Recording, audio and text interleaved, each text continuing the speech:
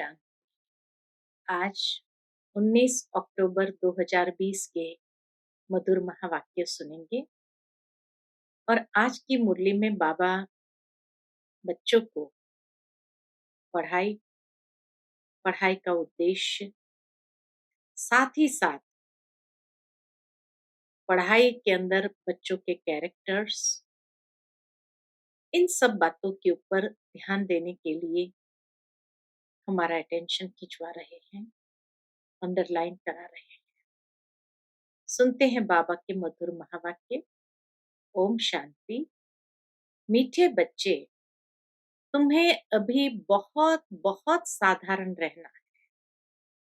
Fashionable ऊंचे कपड़े पहनने से भी देह अभिमान आता है। प्रश्न है, तकदीर में उच्च पद नहीं है तो किस बात में बच्चे सुस्ती करते हैं? उत्तर है, बाबा कहते बच्चे, अपना सुधार करने के लिए चार्ट रखो। याद का चार्ट रखने में बहुत फायदा है। नोटबुक सदा हाथ में हो। चेक करो कितना समय बाप को याद किया। हमारा रजिस्टर कैसा है? दैवी कैरेक्टर्स है? कर्म करते बाबा की याद रहती है? याद से ही कट उतरेगी, उच्च तकदीर बनेगी। गीत है, भोलेनाथ से निराला और कोई नहीं, ऐसी बिगड़ी को बनाने वाला और कोई नहीं। ओम शांति। मीठे मीठे बच्चों पास ये लक्ष्मी नारायण का चित्र घर में जरूर होना चाहिए। इनको अर्थात लक्ष्मी नारायण को देख बहुत खुशी होनी चाहिए, क्योंकि तुम्हारा यह है पढ़ाई का एम ऑब्जेक्ट। तुम जानते हो हम स्टूडेंट हैं और ईश्वर पढ़ाते हैं। ईश्वरीय स्टूडेंट वह विद्यार्थी है, हम यह पढ़ते हैं। तो एक तो स्टूडेंट है, ये कॉन्शियसनेस पक्की होनी चाहिए। एम ऑब्जेक्ट सामने होना चाहिए। साथ ही साथ उस एम ऑब्जेक्ट को प्राप्त करने के लिए हमें यह पढ़ाई पढ़नी है। सबके लिए ये एक ही उद्देश्य है। इनको देखते बहुत खुशी होनी चाहिए। गीत भी बच्चों ने सुना, बहुत भोलानाथ है। कोई कोई शंकर को भोलानाथ समझते हैं, फिर शिव और शंकर को मिला देते हैं। अभी तुम जानते हो वह शिव ऊंचते ऊंच भगवान और शंकर देवता, फिर दोनों एक कैसे हो सकते हैं? यह भी गीत में सुना कि भक्तों की रक्षा करने वाला जरूर भक्तों पर कोई आपदाएं हैं। 5 विकारों की आपदाएं सबके ऊपर है। भगत भी सब है, ज्ञानी किसको नहीं कहा जा सकता है। बाबा कहे भक्त तो सब है, ज्ञानी किसको नहीं कहा जा सकता। ज्ञान और भक्ति बिल्कुल अलग चीज है। जैसे शिव और शंकर अलग है, जब ज्ञान मिलता है तो फिर भक्ति नहीं रहती। तुम सुखधाम के मालिक बनते हो, आधा कल्प के लिए सद्गति मिल जाती है। एक ही इशारे से तुम आधा कल्प का वर्षा पा लेते हो। देखते हो भक्तों के ऊपर कितनी तकलीफ है। ज्ञान से तुम देवता बन जाते हो, फिर जब भक्तों पर भीड़ होती है अर्थात दुख होता है, तब बाप आते हैं। बाप समझाते हैं, ड्रामा अनुसार जो पास्ट हुआ सो फिर रिपीट होना है। फिर भक्ति शुरू होती है तो वाम मार्ग शुरू होता है, अर्थात पतित बनने का मार्ग। उसमें भी नंबर 1 है काम। वाम मार्ग अर्थात पतित बनने का मार्ग, उसमें भी बाबा कहे नंबर 1 है काम, जिसके लिए ही कहा जाता है काम पर जीत पाने से तुम जगत जीत बनेंगे। वह कोई जीत थोड़ी पाते हैं।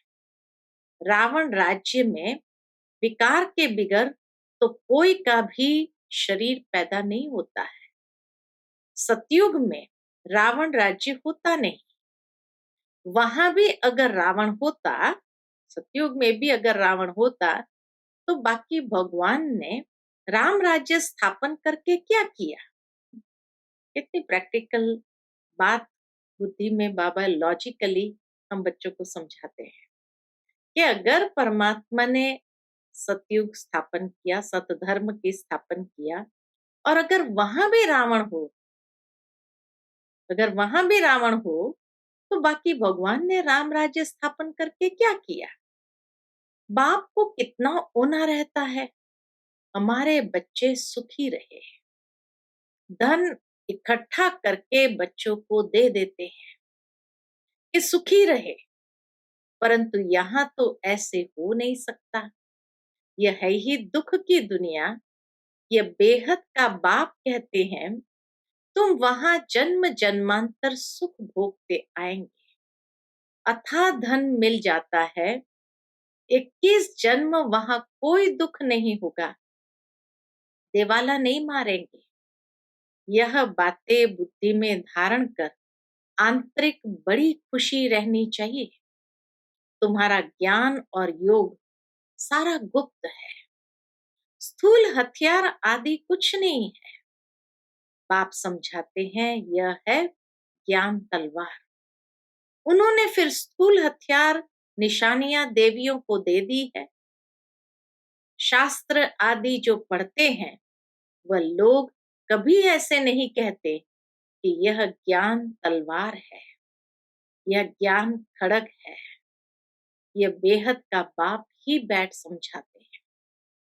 वह समझते हैं शक्ति सेना ने जीत पाई है, तो जरूर कोई हथियार होंगे।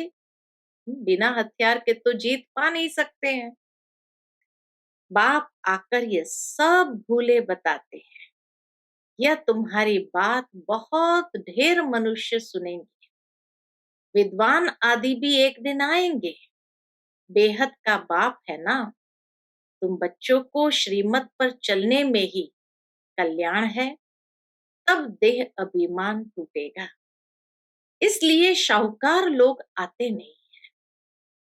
क्यों? क्योंकि उनमें अभिमान है।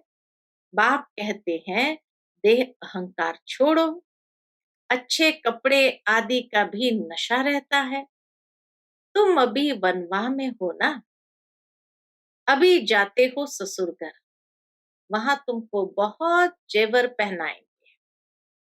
यहाँ ऊंचे कपड़े नहीं पहनने हैं। बाप कहते हैं बिल्कुल साधारण रहना है। जैसे कर्म मैं करता हूं, बच्चों को भी साधारण रहना है, नहीं तो देह का अभिमान आ जाता है। वह सब बहुत नुकसान कर देते हैं। तुम जानते हो, हम ससुर घर जाते हैं, वहां हमको बहुत जेवर मिलेंगे। यहाँ तुमको जेवर आदि नहीं पहनने हैं। बाबा की श्रीमत है। यहाँ बाबा कहे बहुत ऊंचा कपड़ा जेवर आदि नहीं पहनना है। वैसे ही दुनिया में इतना डर है। आजकल चोरी आदि कितनी होती है। रास्ते में ही डाकू लूट लेते हैं। दिन प्रतिदिन यह हंगामा आदि ज्यादा बढ़ता जाएगा। इसलिए बाप कहते हैं अपने को आत्मा समझ मुझे याद करो। देह अभिमान में आने से बाप को भूल जाएंगे। यह मेहनत अभी ही मिलती है, फिर कभी भक्ति मार्ग में यह मेहनत नहीं मिलती। अभी तुम संगम पर हो, तुम जानते हो बाप आते ही है पुरुषोत्तम संगम युग पर। लड़ाई भी जरूर होगी। एटोमेटिक बॉम्ब्स आदि खूब बनाते रहते हैं कितना भी माथा मारो कि यह बंद हो जाए, परंतु ऐसे हो नहीं सकता। ड्रामा में नोंद है, समझाने से भी समझेंगे नहीं। मौत होना ही है तो बंद कैसे होगा? समझते भी है तो भी बंद नहीं करेंगे। ड्रामा में नोंद है, यादव और कौरव को खलास होना ही है। यादव है यूरोपवासी, उन्हों का है साइंस घमंड, जिससे विनाश होता है। फिर जीत होती है साइलेंस घमंड की। तुमको शांति घमंड में रहना है, अर्थात शांत स्वरूप होकर के रहना है। तो बाबा कहे तुमको शांति घमंड में रहना सिखाया जाता है। बाप को याद करो, डेड साइलेंस। हम आत्मा शरीर से न्यारी है। शरीर छोड़ने के लिए जैसे हम पुरुषार्थ करते हैं, ऐसे कभी कोई शरीर छोड़ने के लिए पुरुषार्थ करते हैं क्या? सारी दुनिया ढूंढ कर आओ, कोई है जो बोले हे आत्मा अब तुमको शरीर छोड़ जाना है, पवित्र बन, नहीं तो फिर सजा खानी पड़ेगी। सजा कौन खाते हैं?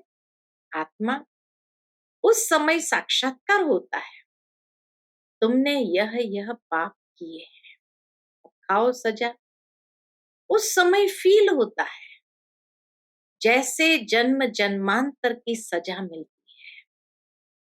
इतना दुख भोगना, बाकी सुख का बैलेंस क्या रहा? बाप कहते हैं अभी कोई पाप कर्म नहीं करो, अपना रजिस्टर रखो। हर एक स्कूल में चाल चलन का रजिस्टर रखते हैं ना। एजुकेशन मिनिस्टर भी कहेंगे भारत का कैरेक्टर ठीक नहीं। बोलो, हम इन लक्ष्मी नारायण जैसे कैरेक्टर बनाते हैं। ये लक्ष्मी नारायण का चित्र तो सदा साथ में होना चाहिए। यह है एम ऑब्जेक्ट। हम ऐसे बनते हैं। इस आदि सनातन देवी देवता धर्म की हम स्थापना कर रहे हैं श्रीमत पर। आदि सनातन देवी देवता की धर्म की स्थापना कर रहे हैं श्रीमत पर। यहाँ चाल चलन को सुधारा जाता है। तुम्हारी यहाँ कचहरी भी होती है। सब सेंटर्स पर बच्चों को कचहरी करनी चाहिए। रोज बोलो, चार्ट रखो तो सुधार होगा। किसकी तकदीर में नहीं है तो फिर सुस्ती कर लेते हैं। चार्ट रखना बड़ा अच्छा है। तुम जानते हो हम इस 84 के चक्र को जानने से ही चक्रवर्ती राजा बन जाते हैं। कितना सहज है। और फिर पवित्र भी बनना है। याद की यात्रा का चार्ट रखो, इसमें तुमको बहुत फायदा है। नोटबुक नहीं निकाला, बाबा कहे नोटबुक नहीं निकाला तो समझो बाबा को याद नहीं किया। नोटबुक सदा हाथ में रखो, अपना चार्ट देखो, कितना समय बाप को याद किया। याद बिगर जंग उतर न सके। कट उतारने के लिए चीज को घासलेट में डालते हैं ना। कर्म करते हुए भी बाप को याद करना है तो पुरुषार्थ का फल मिल जाएगा। मेहनत है ना। ऐसे ही थोड़ी ताज रख देंगे सिर पर।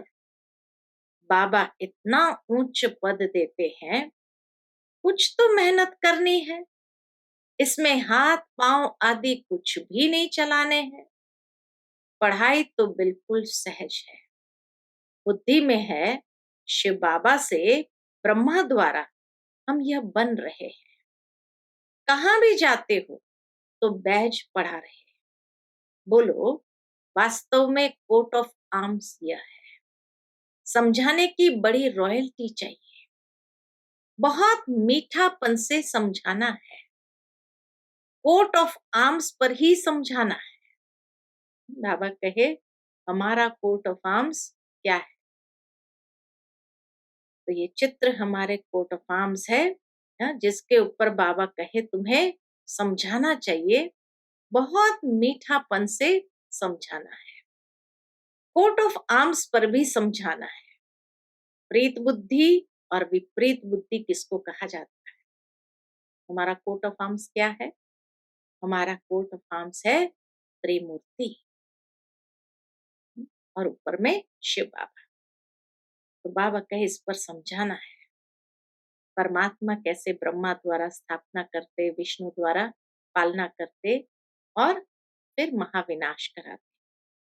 प्रीत बुद्धि और विपरीत बुद्धि किसको कहा जाता है? तुम बाप को जानते हो, पूछो, तुम बाप को जानते हो? लौकिक बाप को तो गॉड नहीं कहेंगे, वह बेहद का बाप ही पतित पावन सुख का सागर है। उनसे ही सुख घनेरे मिलते हैं। अज्ञान काल में समझते हैं माँ बाप सुख देते हैं, ससुर घर भेज देते हैं। अब तुम्हारा है बेहद का ससुर घर, वह है हद का, वहां माँ बाप करके 5-7 लाख करोड़ देंगे। तुम्हारा तो बाप के नाम रखा है पद्मा पदम पति बनने वाले बच्चों। बाबा कहे दुनिया में अगर कोई माँ बाप अपने बच्चे को देते हैं, बच्ची को देते हैं दहेज में, तो करके 5-7 लाख या करोड़ देंगे। तुम्हारा तो बाप ने नाम ही रखा है पद्मा पदम पति बनने वाले बच्चों। वहां तो पैसे की बात ही नहीं, सब कुछ मिल जाता है। बड़े अच्छे अच्छे महल होते हैं, जन्म जन्मांतर के लिए तुमको महल मिलते हैं। सुदामा का मिसाल है ना, चावल मुट्ठी सुना है तो यहाँ वह भी ले आते हैं। बाबा के पास भी कई बच्चे चावल मुट्ठी ले आते हैं। अब चावल रूखा थोड़ी खाएंगे, तो उनके साथ कुछ मसाले आदि भी ले आते हैं। कितना प्रेम से लाते हैं। बाबा तो हमको जन्म जन्मांतर के लिए देंगे, इसीलिए कहा जाता है दाता। भक्ति मार्ग में तुम ईश्वर अर्थ देते हो तो अल्प काल के लिए दूसरे जन्म में मिल जाता है। कोई गरीब को देते हैं, कॉलेज बनाते हैं तो दूसरे जन्म में पढ़ाई का दान मिलता है। धर्मशाला बनाते हैं तो मकान मिलता है, क्योंकि धर्मशाला में बहुत आकर सुख पाते हैं। इसीलिए अल्पकाल का दान का भी महत्व है, जिसका भी दूसरे जन्म में मिलता है। इसीलिए बाबा कहे तुम गरीबों को देते हैं, कॉलेज बनाते हैं तो दूसरे जन्म में पढ़ाई का दान मिलता है। धर्मशाला बनाते हैं तो मकान अच्छा मिल जाता है। यह तो जन्म जन्मांतर की बात है। तुम जानते हो शिव बाबा को जो देते हैं वह सब हमारे ही काम में लगाते हैं। शिव बाबा तो अपने पास रखते नहीं। इनको भी कहा, शिव बाबा ने ब्रह्मा बाबा को भी कहा सब कुछ दे दो तो विश्व के मालिक बन जाएंगे। विनाश साक्षात्कार भी कराया, राजाए का साक्षात्कार भी कराया, बस नशा चढ़ गया। बाबा हमको विश्व का मालिक बनाते हैं। गीता में भी है, अर्जुन को साक्षात्कार कराया, मुझे याद करो तो तुम यह बनेंगे। विनाश और स्थापना का साक्षात्कार कराया, तो इनको भी शुरू में खुशी का पारा चढ़ गया। ड्रामा में यह पाठ था, भागीरथ को भी कोई जानते थोड़ी है, तो तुम बच्चों को यह एम ऑब्जेक्ट बुद्धि में रखनी चाहिए। बाबा कहे कि लक्ष्मी नारायण की एम ऑब्जेक्ट बुद्धि में रहनी चाहिए। हम यह बनते हैं, जितना पुरुषार्थ करेंगे उतना ऊंच पद पाएंगे। गाया जाता है फॉलो फादर। इस समय की बात है, बेहद का बाप कहते हैं मैं जो राय देता हूं उस पर फॉलो करो। इसने क्या किया सो भी बताते हैं। उनको सौदागर, रत्नागर, जादूगर भी कहते हैं ना। बाबा ने अचानक ही सब कुछ छोड़ दिया। पहले उन रत्नों का जौहरी था, अब अविनाशी ज्ञान रत्नों का जौहरी बनना, हेल को हेवन बनाना कितना बड़ा जादू है।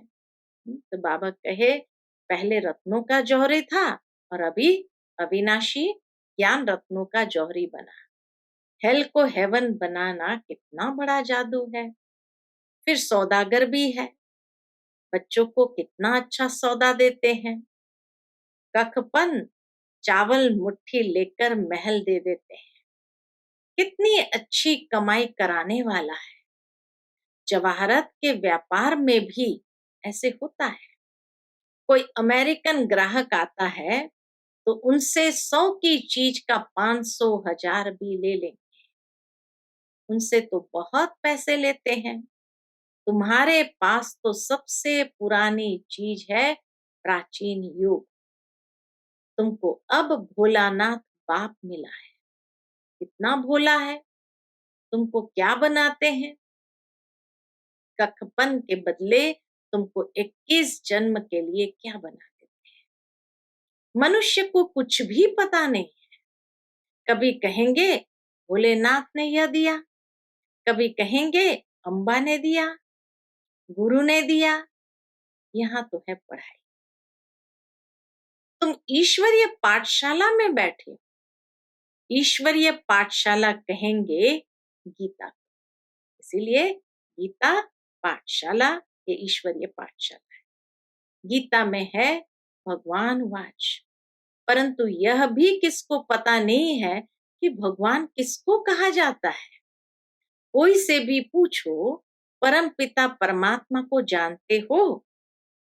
बाप है बागवान, तुमको कांटों से फूल बना रहे हैं। उनको गार्डन ऑफ अल्लाह कहते हैं।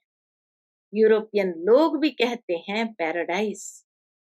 बरोबर भारत परिस्तान था, अब कब्रिस्तान है। अभी फिर तुम परिस्तान के मालिक बनते।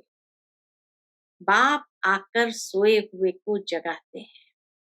यह भी तुम जानते हो, नंबरवार पुरुषार्थ अनुसार जो खुद जाग जाते हैं तो दूसरों को भी जगाते हैं। नहीं जगाते हैं तो गोया खुद जगा हुआ नहीं है। तो बाप समझाते हैं, इन गीतों आदि की भी ड्रामा में नूंद है। कोई गीत बहुत अच्छे हैं, जब तुम उदास हो जाते हो तो ये गीत बजाओ तो खुशी में आ जाएंगे। रात के राही थक मत जाना, यह भी अच्छा है। अब रात पूरी होती है, मनुष्य समझते हैं जितना भक्ति करेंगे उतना भगवान जल्दी मिलेगा। हनुमान आदि का साक्षात्कार हुआ तो समझते हैं भगवान मिला। बाप कहते हैं ये साक्षात्कार आदि की सब ड्रामा में नूंद है। जो भावना रखते हैं उसका साक्षात्कार हो जाता है, बाकी ऐसा कोई होता नहीं है। गणेश जैसा कोई देवता है नहीं। बाप ने कहा ये बैश तो सबको सदैव पड़ा रहे, किस्म किस्म के बनते रहते हैं। ये बहुत अच्छा है समझाने के लिए। तुम रूहानी मिलिट्री हो ना, मिलिट्री को हमेशा निशानी रहती है। तुम बच्चों को भी होने से नशा होगा। बैच पड़ा रहने से बाबा कहे नशा रहेगा। क्या नशा रहेगा? तो बाबा कहे तुम बच्चों को भी ये होने से, ये बैज होने से नशा रहेगा। हम यह बन रहे हैं, हम स्टूडेंट हैं। बाबा हमको मनुष्य से देवता बना रहे हैं। मनुष्य देवताओं की पूजा करते हैं, देवताएं तो देवता की पूजा नहीं करेंगे। यहाँ मनुष्य देवताओं की पूजा करते हैं क्योंकि वह श्रेष्ठ है। अच्छा, मीठे मीठे रूहानी बच्चों प्रति माता पिता बाप दादा का याद प्यार और गुड मॉर्निंग। रूहानी बाप की रूहानी बच्चों को नमस्ते। हम सभी रूहानी बच्चों की रूहानी माता पिता बाप दादा को याद प्यार, गुड मॉर्निंग और नमस्ते। नमस्ते, शुक्रिया बाबा, शुक्रिया। आज की मुरली से धारणा के लिए मुख्य सार है। पहली पॉइंट, बुद्धि में सदा अपनी एम ऑब्जेक्ट याद रखनी है। लक्ष्मी नारायण का चित्र सदा साथ रहे। इसी खुशी में रहो कि हम ऐसा बनने के लिए पढ़ रहे हैं। अभी हम हैं गॉडली स्टूडेंट।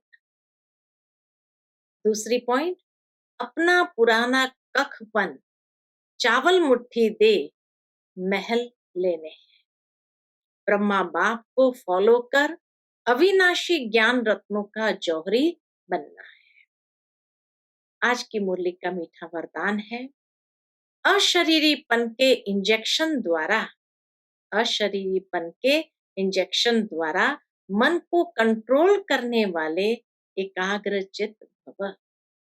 अशरीरीपन के इंजेक्शन के द्वारा मन को कंट्रोल करने वाले एकाग्रचित भव।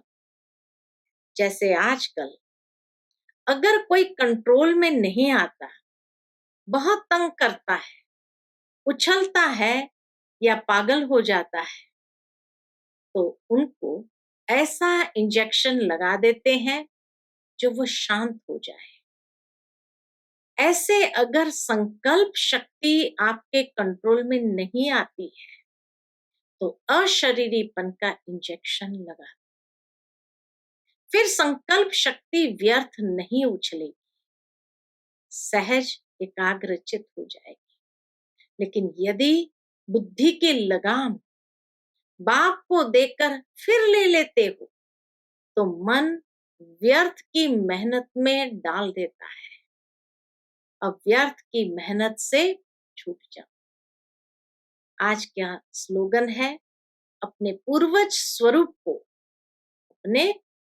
स्वरूप को स्मृति में रख सर्व आत्माओं पर रहम करो। अपने पूर्वज स्वरूप को स्मृति में रख सर्व आत्माओं पर रहम करो। पूर्वज ही तो रहम करते हैं। अच्छा, Om Shanti. To watch Peace of Mind channel videos on YouTube, subscribe us on youtube.com/tvpeaceofmind. Just a click for a peaceful life.